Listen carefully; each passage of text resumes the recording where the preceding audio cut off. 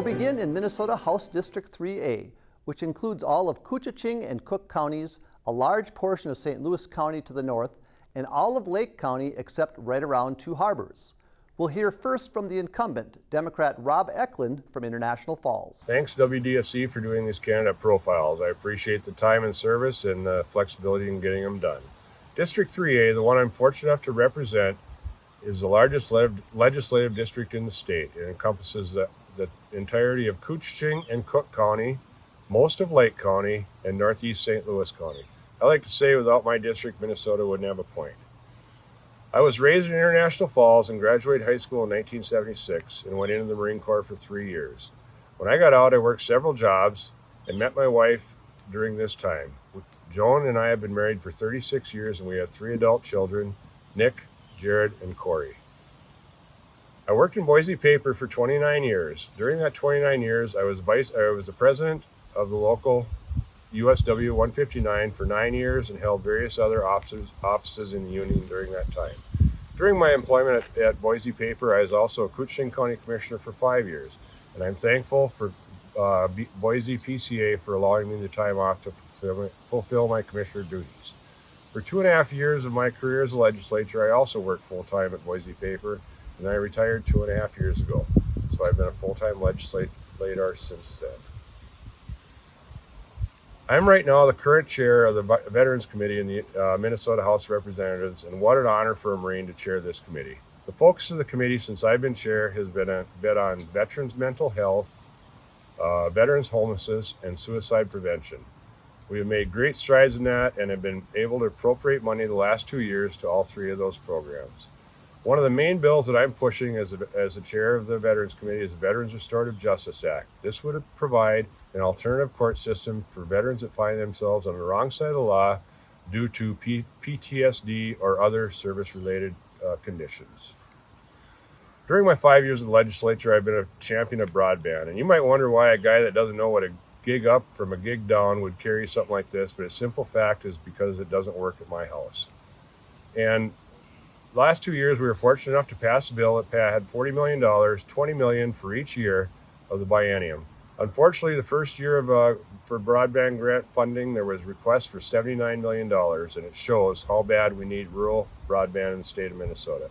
It is no longer a luxury, but a necessity, like rural electrification was in the 1950s. So I will continue to be a proponent for broadband as long as I am fortunate enough to be a legislator. Trail funding is another one of my big passions. You know, we have the greatest trail system in northeastern Minnesota, whether it's snowmobile, hiking, biking, or snowmobiling.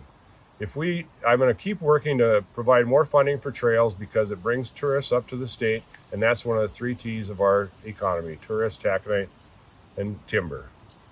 I've always been a fierce supporter of our police system. Our police in rural Minnesota are among the finest, and our rural sheriffs are among the best in the state. Unfortunately, the city council of Minneapolis decided to say the foolish thing of disbanding and defunding. I am no proponent of that. We need a good law enforcement system so we are safe in our society. This upcoming session is going to be a challenge. We have a $4.7 billion deficit, and unlike the federal government, we cannot print money to get out of it. So we need somebody with my experience to start this process of setting our state on the right course. I ask the voters of District 3A to re-elect me as their representative to the state legislature. Thank you. The challenger in House District 3A is Republican Thomas Manninen of Littlefork. Hello, my name is Thomas Manninen, and I am running for the Minnesota House of Representatives in District 3A. I've spent the majority of my life in northern Minnesota in my hometown of Littlefork, and it is precisely this experience in the Northland that inspired me to run for this office. This year has brought about plenty of change, but not for the better. In years past, a drive from International Falls to Grand Marais consisted primarily of the beautiful natural scenery of the Boundary Waters, Lake Superior, and the rolling hills of the Northland. So many of us up here no longer witness that beauty. What we witness throughout this area is the antithesis of beauty. We see small businesses, once thriving in our communities, with their doors closed and windows boarded shut, and the once life-sustaining businesses like mining, forestry, and transportation are hanging on by a thread, shells of their former glory. This is why I decided to run for office. For far too long, we have sent representation to St. Paul, hoping, and perhaps at times praying, that they would advocate for the average middle-class family in northern Minnesota. Time and time again, seemingly without fail, the pressures of urban governance overwhelm our elected leaders, and the temptation of career advancement or mere social reinforcement overtake that which was once a noble intention. I aim to end that trend.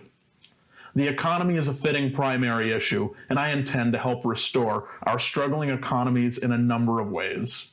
First, the industrial ability of our area is unmatched, and I intend to fight day and night to ensure that mining projects like Twin Metals and Polymet are supported legislatively. These projects can support our communities for decades and can do so with respect and care for our environment and natural resources. Second, I intend to support the logging, paper, and trucking industries for the same reason. Environmental protections are necessary to a degree, but such restrictions cannot be designed from their inception to eliminate entire sectors of our economy, as they have. Another issue which affects the people of this district is taxation, and this is an issue where Republicans and Democrats in the Northland have more in common than we think. Minnesota is one of the few states in the nation which imposes a tax on Social Security benefits. A tax on Social Security is akin to negative interest, and it hurts the men and women of our district who need that support the most. Another issue which Republicans and Democrats alike in the Northland can again agree upon is reciprocity. I don't advocate for reckless spending, but in the event that state spending becomes necessary, far too much of that spending is allocated to frivolous metropolitan projects like light rails to nowhere, sports stadiums, projects that have no net positive effect for the people up here. Our roads, our bridges, and our infrastructure should be given the fair priority at the Capitol. I aim to ensure our district is not some faraway tax base serving to fund the interests of Minneapolis. The goal of my campaign is not simply to advocate for my positions in a purely partisan fashion. I want to give lifelong Democrats a reason to vote for me, because a vote for me is not just a vote for the Republican version of the status quo. This election is about our home. It's about my home. It's about having someone in this office that even if you disagree with on a handful of issues, you're confident that that representative will fight until the end to advocate for the Northland. I hope to earn your vote this November. That vote means jobs, that vote means opportunity, and most importantly, that vote means we bring back the North. I'm Thomas Manninen, and I thank you.